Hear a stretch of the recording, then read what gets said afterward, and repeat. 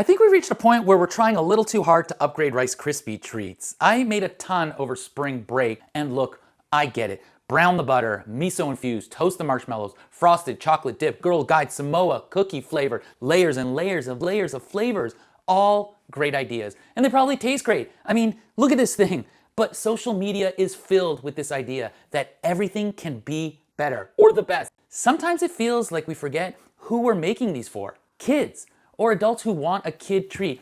And when you mess with it too much, it's not better, it just gets confusing. So instead of reinventing them with everything out there, I've landed on 3 small upgrades that have helped me make the tastiest treats. First, the butter.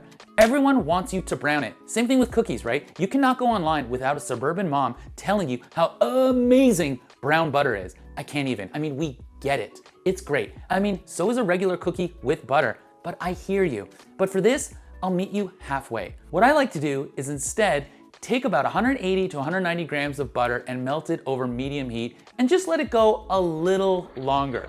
You'll see it start to deepen in color, light gold, and then maybe a deep amber. And right when it starts to smell a little nutty, that's your moment. Stop there. Do not pass go. Do not let it get too dark.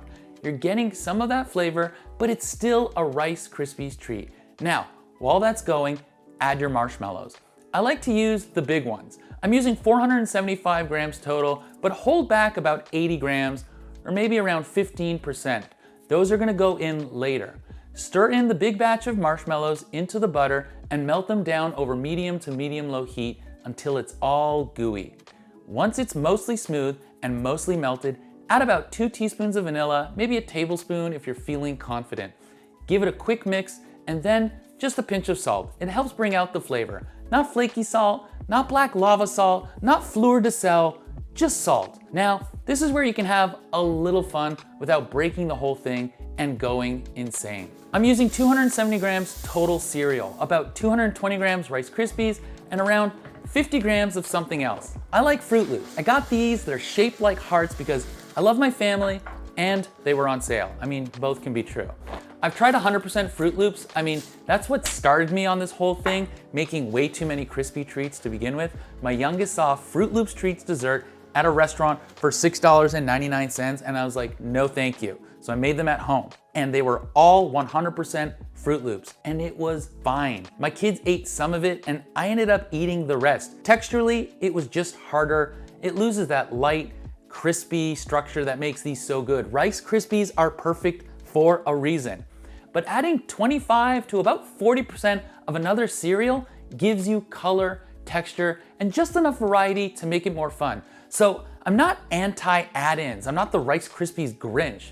There's actually some psychology to this. Our brains love contrast. Different colors, different textures. It makes food feel more exciting. I've mentioned it in a few of my videos before. Same idea here, just a little more subtle. Mix the Rice Krispies cereals into your marshmallow mixture and then add the Froot Loops. Fold until everything's coated and then turn off the heat. Now add those reserved marshmallows. Cut them up first into smaller pieces and fold them in. It's still warm, they'll partially melt. This is probably my favorite part. You get these little pockets of gooey marshmallow throughout the treat instead of everything being fully melted into one texture. So now you've got crispy, soft, and gooey all happening at once. Now transfer it to your pan. This amount works for an 11 by 11, but 9 by 13 worked great too. Check the description below. And when you press it down, you've got a choice. You can really pack it in or go lighter like a gentle massage. By the way, here's where you could add sprinkles, which I have, but I hated it. The sprinkles are too hard. Again, kids will think it's cool, but I think it ruins it. Either way, I then like to use a piece of parchment paper or wax paper on top so I can push it in. I'm popping it into the fridge for an hour and then I'll cut it into squares or rectangles. I mean, you could cut them into circles, but that's wasteful, and the kids will tell you that that's not what a Rice Krispie treat is, so don't. And that's it. Look, some foods don't need to be reinvented. A few small changes can help make them better without losing what made them good in the first place, because if you take it too far, you might end up with something impressive, but not something your kids actually want to eat. And isn't that the whole point?